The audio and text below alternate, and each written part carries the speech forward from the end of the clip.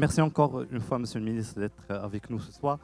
Sans plus tarder, moi, je vais peut-être commencer et revenir sur les évolutions de fond de l'industrie nationale.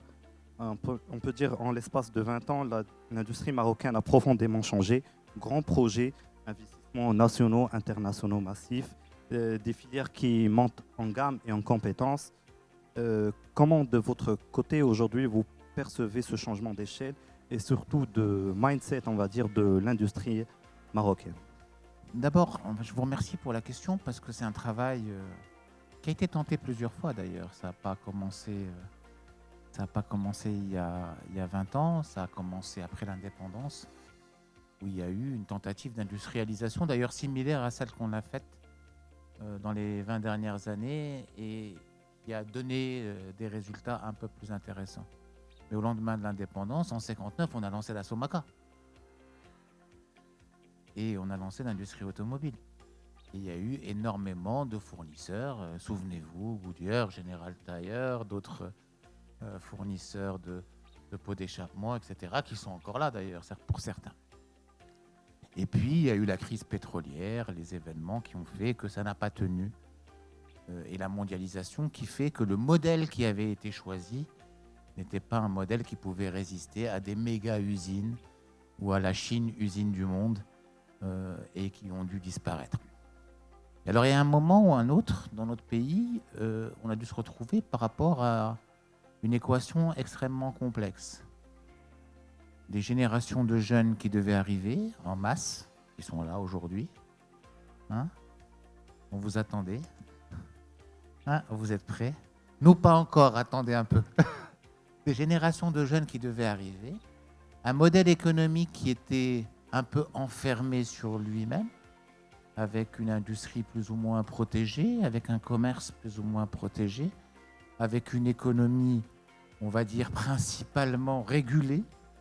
Je ne vais pas l'appeler de rente parce qu'elle fonctionnait comme ça, elle était régulée, elle était protégée. Vous savez, on avait un fabricant de téléviseurs à l'époque. À l'époque, bon, les jeunes ne connaissent pas, mais on avait des téléviseurs avec des tubes cathodiques qui avaient une profondeur où on projetait l'image sur un écran, qui avait une petite usine à Ensbach. Mais alors l'usine, c'était quoi? Parce que les téléviseurs, c'était un tube cathodique, c'était ça la technologie, qui envoyait l'image. Et puis l'usine d'une marque qui fait des ordinateurs maintenant, qui s'appelle les Toshiba, je ne sais pas si vous vous en souvenez, elle faisait des caisses en bois. Donc la production marocaine, c'était la caisse en bois qui réceptionnait le tube et elle était complètement protégée. Ce qui fait que les Marocains payaient leur téléviseur en couleur à l'époque. Ça venait d'arriver, ils le payaient entre 30 et 35 000 dirhams la télévision, alors qu'à l'étranger, quand il suffisait de traverser la frontière, on le trouvait à l'équivalent de 6-7 000 dirhams, le même téléviseur. Donc une industrie extrêmement protégée. Et on devait avoir une croissance beaucoup plus importante. Au moment où notre capital était complètement traumatisé, parce qu'il venait de subir ce qu'on a appelé une campagne d'assainissement en fin des années 90, un capital complètement traumatisé par... Et au moment aussi où notre capital était super encouragé pour investir dans l'immobilier. Alors ça va en faire rêver certains des plus jeunes, mais à l'époque, les banques vous donnaient 120% de la valeur de votre bien que vous vouliez acheter. 120%. Vous avez trouvé un appart à 1 million de dirhams, ils vous prêtaient 1,2 million de dirhams. C'était quand même magnifique. Ça laisse rêveur aujourd'hui. Mais ça allait tellement vite, les biens immobiliers explosaient tellement vite, les industriels qui restaient étaient soit traumatisés, soit menacés par le nouveau modèle économique qui est parti sur 7 paris. Alors, qu'est-ce qu'il faut? Il faut que l'économie grossisse pour accueillir ces jeunes. Il faut qu'elle grossisse et qu'elle offre des emplois et de meilleures opportunités. Donc, on ne pouvait plus produire ou créer de la valeur sur un marché petit comme le nôtre. Un marché d'un pays intermédiaire à revenu intermédiaire dans la tranche faible. Ça ne suffit pas à nourrir son homme ou à accueillir des centaines de milliers de jeunes qui arrivent. Donc il fallait ouvrir de nouveaux marchés. Pour ouvrir de nouveaux marchés, qu'est-ce qu'il faut faire? Il faut réduire les barrières douanières pour y accéder. Donc accord de libre-échange. Mais quand on fait des accords de libre-échange et on demande à l'Europe, on demande aux États-Unis, on demande à d'autres pays de nous ouvrir leur marché, il faut qu'on ouvre le nôtre aussi. Donc ce qui fait que l'embryon d'industrie qui nous restait, qui était hyper protégée, pas compétitive pour beaucoup, s'est retrouvé complètement submergé face à la concurrence internationale. Alors c'était du schumpeterisme avant Schumpeter.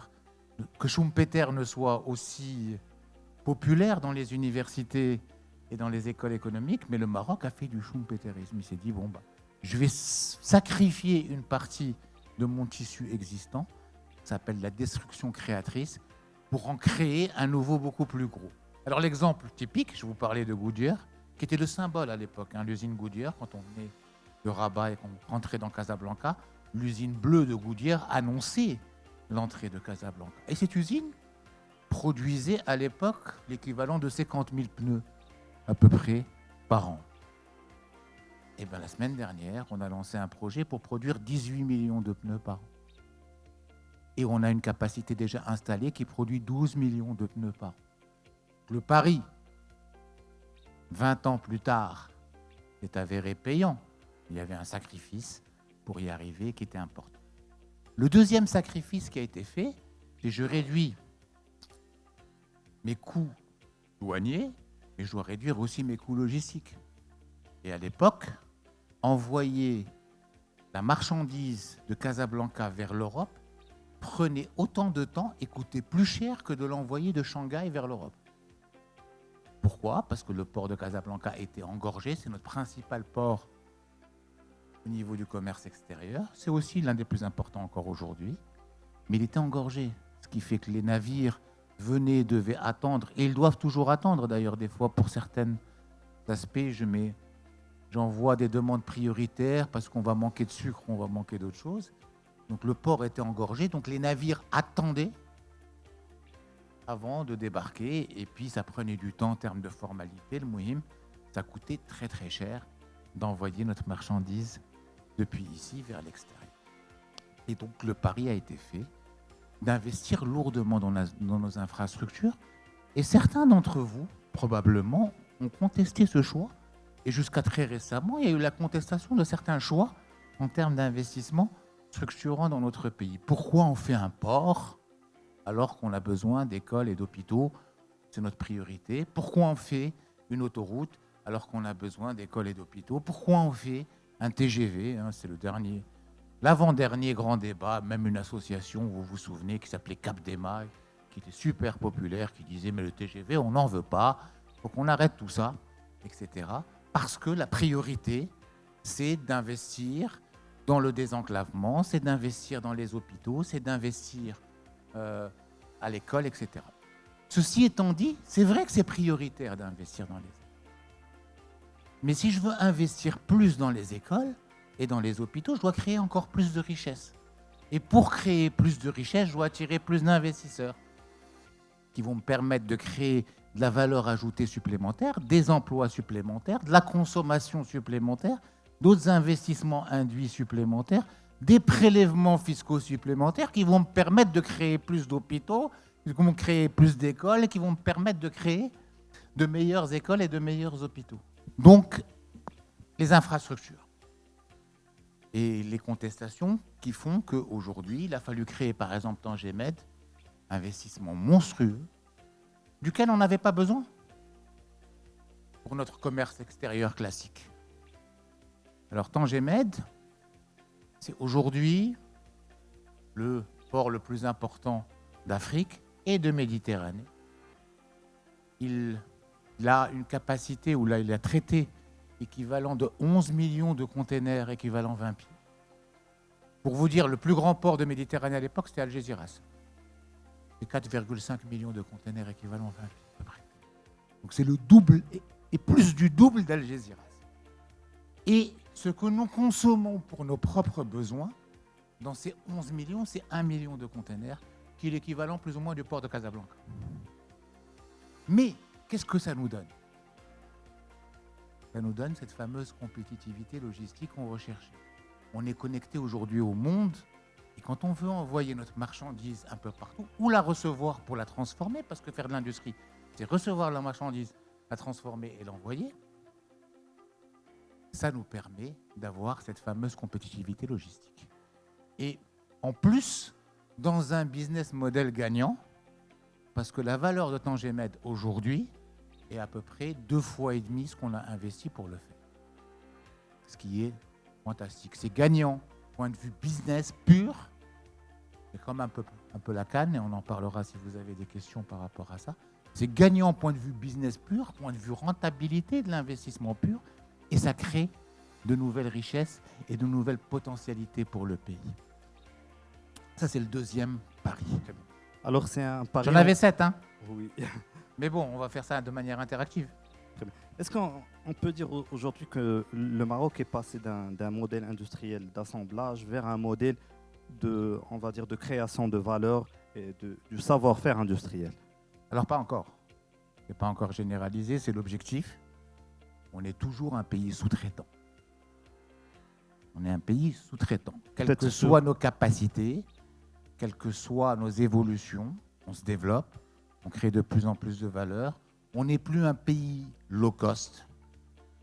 Ça veut dire on n'est plus un pays où on vient juste pour la main-d'œuvre, on vient plus pour les compétences. Donc on devient un pays best cost. Mais on n'est pas encore un pays qui a cette souveraineté de décision et cette souveraineté technologique. On est en train de la construire, c'est l'objectif. Ça prend du temps, ça demande de l'argent et ça demande surtout un changement de mindset. Alors justement, en parlant de souveraineté, alors cette transformation s'inscrit aujourd'hui dans une orientation. Vous pourrez poser toutes vos questions, mais j'aimerais bien finir ma démonstration. Vous m'avez posé une première question. Il y avait une belle démonstration qui était en cours. Mais bon, je vous promets que vous pourrez lire toutes vos questions après. Excusez-moi, je finis juste rapidement, je ne vais pas les faire tous aussi. Le troisième pari qui a été fait, c'est se dire on veut faire de nouvelles choses, on veut créer de nouvelles valeurs, mais dans quel secteur? On n'avait pas beaucoup de moyens. On ne pouvait pas tout faire. Donc, on a choisi des secteurs. Il y a eu les stratégies sectorielles qui accompagnent l'agriculture, le tourisme, l'énergie pour supporter, pour accompagner dans l'industrie les métiers mondiaux du Maroc. Donc, il y a eu un ensemble de stratégies sectorielles qui ont été lancées pratiquement tout en même temps. Dans cette période du milieu et de la fin des années 2000, les stratégies ont commencé à s'aligner les unes après les autres pour nourrir les unes les autres. D'ailleurs, la stratégie de l'eau a été lancée en même temps que la stratégie du plan Maroc vert. Et parce que l'une a été exécutée plus vite que l'autre, et qu'on s'est retrouvé dans des situations de difficulté et de stress hydrique et de sécheresse, qu'on n'a pas pu alimenter la partie agricole par la partie hydrique. Et donc c'est assez intéressant à voir que tout était synchronisé. Donc c'est un modèle global économique qui a été mis en place pour répondre à nos besoins. La stratégie énergétique a été lancée avec une ambition incroyable de souveraineté. Le passage à 42% à l'époque en capacité à installer en énergie renouvelable était un pari énorme. Parce qu'à l'époque, le prix des énergies renouvelables n'était pas comme maintenant. Alors tout le monde commence à critiquer.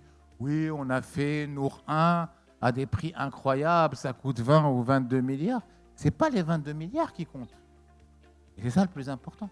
Ce qui compte, c'est qu'on a cartographié tout le Maroc en termes de capacité de production solaire et éolien, qui nous permet aujourd'hui de définir nos capacités et de les démontrer au monde, et ce qui montre qu'aujourd'hui, vu l'évolution technologique, le Maroc a la capacité d'installer de la production en énergie verte qui peut fournir la moitié de l'électricité consommée au sein de l'Union européenne. C'est ça le vrai résultat. Ce qui fait qu'aujourd'hui, vous voulez, à l'époque, pour produire de l'électricité, on suppliait, on avait des délestages.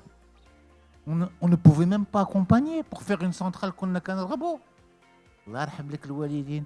J'ai ça oublié, j'ai centrale, j'ai خدها, j'ai جوج ديال جوج ديال l'ONE زيد عليهم الثالثه والرابعه دير l'hybridi. Il y a encore 20 ans, on suppliait pour avoir des gens qui viennent nous produire de l'électricité. Aujourd'hui, on les refuse. Donc c'est ça qui a changé. Et franchement, c'est quelque chose d'extraordinaire. Donc il fallait choisir nos métiers, nos batailles. Et même dans l'industrie, vous n'allez pas prendre le micro tout de suite, je vais finir. Allez-y, allez-y. Et même dans l'industrie, on a choisi nos métiers, ce qu'on a appelé les métiers mondiaux du Maroc.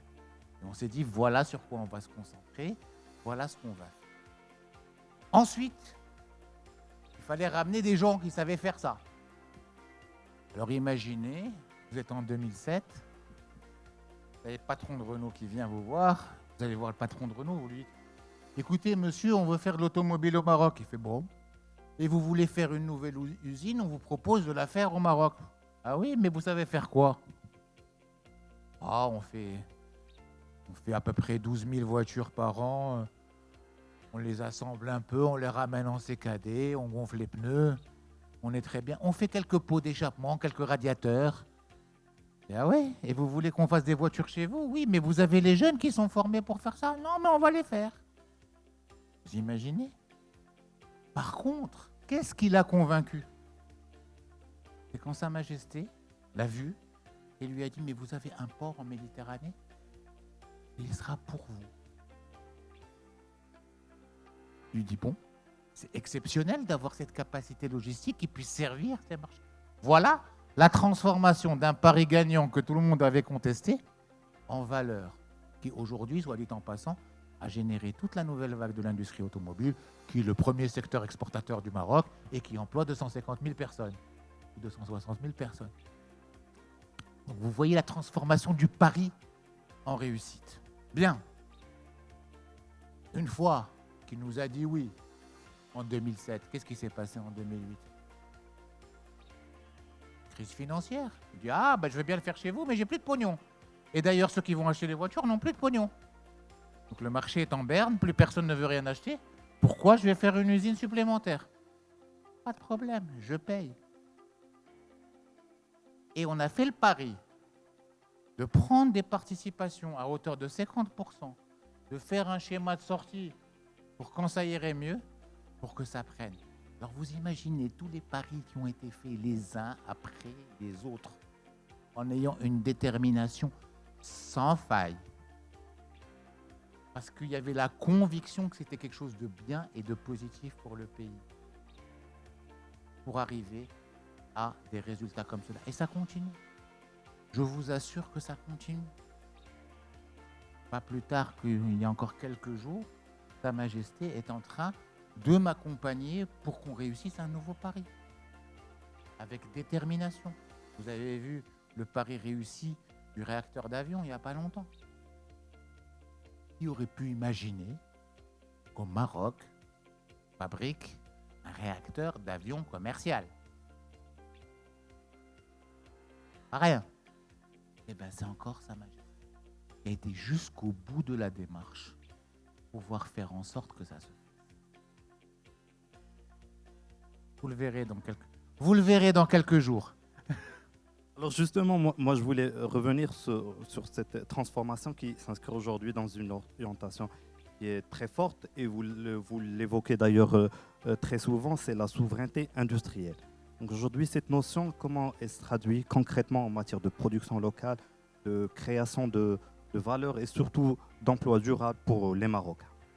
Alors, ça part d'un constat. D'abord, on ne peut commencer à s'affirmer souverain quelque part que si on a atteint un certain degré de maturité. Et donc, aujourd'hui, on est aussi dans un monde qui change. Quand on a fait nos stratégies industrielles avec des volontés d'exportation et de conquérir des marchés à l'international, on était à l'époque de la mondialisation heureuse.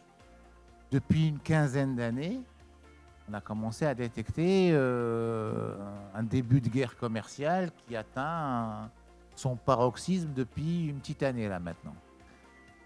Aujourd'hui, on est clairement dans une démondialisation, mais déjà on était en train de parler du nearshoring, du friendshoring, etc. Donc le Maroc a dû ajuster sa façon de voir les choses et de créer de la valeur, comme beaucoup de pays. Donc on est parti sur... Et aussi, on a vécu des crises extrêmement lourdes, extrêmement difficiles. Il y avait des batailles dans les aéroports pour récupérer du Doliprane, pour récupérer des masques, pour récupérer autre chose lors de la crise sanitaire. Donc il y a un moment, beaucoup de pays, dont le Maroc, se sont rendus compte qu'on avait besoin de répondre à nos propres besoins, y compris en production. Pas seulement de répondre aux besoins de nos jeunes pour qu'ils aient un avenir meilleur, de répondre à nos besoins de créer des richesses et de créer des jobs. Il fallait ajouter un troisième layer, qui est celui de répondre à nos propres besoins et d'utiliser cette opportunité pour répondre aux besoins de nos alliés aussi, et que les marchés étaient en train de se reconfigurer. Et c'est dans ce cadre que la stratégie de souveraineté a été mise en place. Et cette stratégie-là, elle est basée sur quoi? Sur un, comme j'ai dit, la maturité. Deux, les opportunités. Ça veut dire une petite analyse très simple, les tableaux noirs que les anciens économistes connaissent avec les entrées et les sorties. On regarde qu'est-ce qu'on importe, qu'est-ce que ça crée comme marché, qu'est-ce que notre environnement importe, est-ce que nos capacités de production peuvent nous permettre de produire ça à un niveau compétitif, etc., en jouant un petit peu sur notre maturité, en jouant sur notre savoir-faire, en jouant sur notre proximité, etc. Et c'est comme ça qu'on a créé cette fameuse banque de projets, dont les premières fiches sont sorties en septembre 2020. On avait 80 fiches. On avait l'ambition de lever, de sortir quelques projets pour atteindre un chiffre d'affaires de substitution des importations de 34 milliards. On a rajouté 17 milliards d'exportations parce qu'on voulait que ce soit compétitif, on ne voulait pas retomber dans du protectionnisme et dans de la substitution de laquelle on est sorti quand on a démarré cette stratégie. Et aujourd'hui, on est arrivé à 400 fiches ou 450 fiches. Ça a fait des petits parce que les séries ont commencé à faire des fiches et tout le monde commence à faire une banque de projets, chacun commence à faire la sienne, ça a fait plein de petits. Mais en tout cas, sur la banque de projets du ministère, on est plus ou moins à 2000 projets qui sont lancés. Et on est dans un objectif de ces projets, de substitution de 100 milliards de dirhams et d'exportation de 100 milliards de dirhams. Donc c'est un projet qui a pris. Et paradoxalement, ça a ramené le goût de l'industrie à beaucoup d'opérateurs. C'est-à-dire les fameux opérateurs, beaucoup qui étaient traumatisés par la campagne d'assainissement. On a eu beaucoup d'investissements internationaux qui sont venus accompagner la première phase de cette dynamique.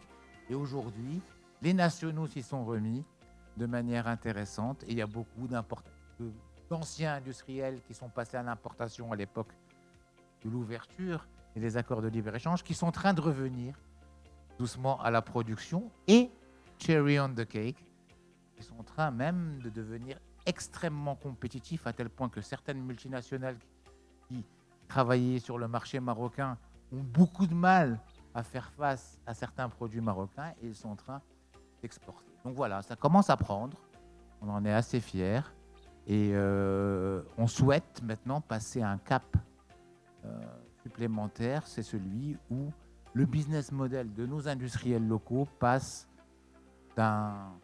sauf quelques industries qui sont extrêmement localisées, passe d'un rapport de 80% à 70% vente locale, 20% vente à l'export, inverse ce rapport-là, pour qu'on puisse avoir des entreprises à dimension internationale. Très bien. Et est-ce qu'aujourd'hui, il y a des filières industrielles qui sont pleinement ou à 100% souveraines, on veut dire? Il n'y a personne qui est à 100% souverain dans l'industrie. Personne, y compris en Chine. Les Chinois importent encore du cuivre d'ailleurs, de ceci, etc. Mais il y a un niveau de technologie et une propriété de marque qui s'installe. Ça veut dire, il y a des entreprises aujourd'hui, je vais vous donner un exemple très simple. Le Maroc est le premier exportateur mondial de sardines en boîte. Numéro 1 au monde. D'accord?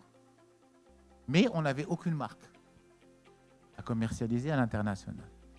On a un opérateur marocain qui a dû aller acheter une marque aux États-Unis.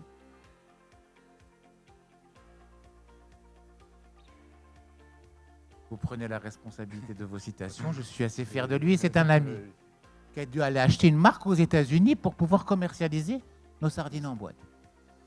Et donc, voilà, on a récupéré la souveraineté à travers la marque. On a de la souveraineté technologique. Par contre, ce sont nos sardines qui sont pêchées sur nos côtes, mais avec du fuel qui vient d'ailleurs, avec des bateaux qui viennent d'ailleurs, avec de l'huile d'olive qui vient d'ailleurs, avec du fer qui vient d'ailleurs. Donc vous avez l'impression que ce sont des sardines purement marocaines, qu'il y a énormément de valeur marocaine dedans. In fine, la vraie valeur qu'il y a dans ces boîtes-là aujourd'hui commercialisées aux États-Unis, c'est la prime de marque, c'est pas la prime de production.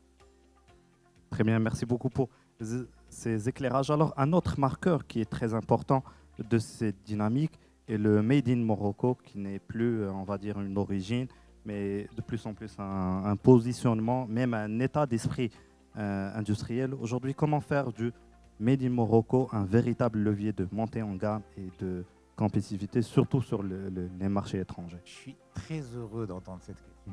Alors, super heureux.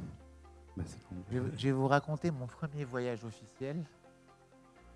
On était dans un avion avec quelques ministres. Et puis on me pose la question, on me dit mais pourquoi tu parles du Made in Morocco? Pourquoi tu vas en faire quelque chose? Franchement, si on met Made in Morocco sur un produit, les gens ne vont pas l'acheter. Bon, ça démarre mal les gars. Ça commence mal cette histoire. Puis aujourd'hui, de voir que tout le monde, et même dans des supermarchés, on affiche le Made in Morocco avec fierté, des banques affichent le Made in Morocco avec fierté, tout le monde affiche le Made in Morocco avec fierté. Donc c'est une révolution culturelle qui a eu lieu sans qu'on s'en rende compte. Mais c'est un travail monstrueux.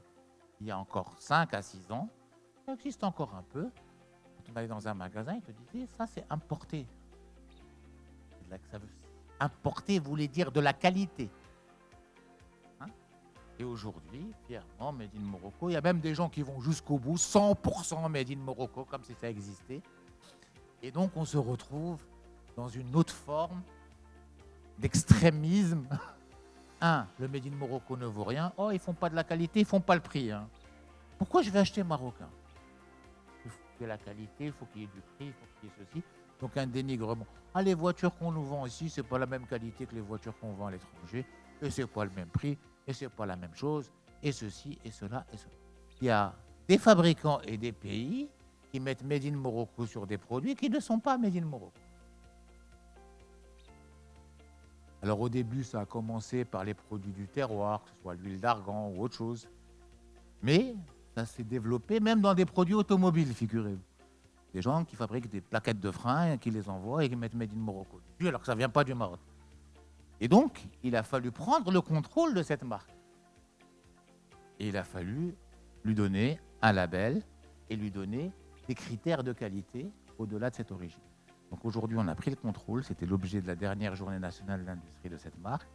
On a donné les critères pour la première fois, parce que dire du Made in Morocco, mais à partir du moment où on met le label Made in Morocco et que ça ne rentre pas dans un autre pays, ça veut dire qu'il n'est pas reconnu. C'était une sorte d'origine. Et c'est vrai que le critère est un niveau d'intégration de 40% au niveau du Maroc ou un certain degré d'innovation au niveau du Maroc. Mais par exemple, pour faire entrer un produit en Europe, il faut 55% d'intégration locale. C'est 60, c'est descendu à 55. Donc aujourd'hui, il fallait prendre possession de notre label, prendre possession de ce qui fait aujourd'hui notre fierté. Ça n'a pas toujours été le cas. Et lui donner des critères de qualité et des critères d'appartenance. Mais alors la deuxième des choses qui est importante aujourd'hui par rapport à ça, c'est que l'action du gouvernement ne suffit pas à créer de la richesse par rapport au produit national. Le consommateur a aussi une responsabilité. Le consommateur a aussi une responsabilité. Alors vous allez me dire, mais en quoi? C'est très simple. Consommer marocain veut dire faire travailler des Marocains. Consommer étranger veut dire faire travailler quelqu'un à l'extérieur. C'est automatique. Au-delà de la consommation du produit et de l'origine de la fabrication du produit, il y a aussi la consommation de la marque. Parce que la prime de marque est aussi importante. Donc, consommer une marque marocaine veut dire donner la prime de marque à une entreprise marocaine. Et veut dire donner de la souveraineté en termes de décision. Les marques étrangères, nos amis banquiers le savent très bien, certains centres de décision sont à l'étranger. Et donc, on décide ce qu'on va produire, combien on va produire, à quel coût on va produire, selon quels critères, selon quelles conditions, selon quel ratio, à qui on va le vendre. Ça, c'est de la production outsourcée. Tandis que quand c'est notre propre marque, notre propre décision, même si on produit ailleurs, on récupère la prime de marque, on fait les bons arbitrages et c'est nous qui décidons qui produit quoi, où, comment et à quel prix. Et ça, c'est de la souveraineté. Donc la création de richesse, c'est de la consommation du Made in Morocco. Et la création de souveraineté, c'est de la consommation de la marque marocaine.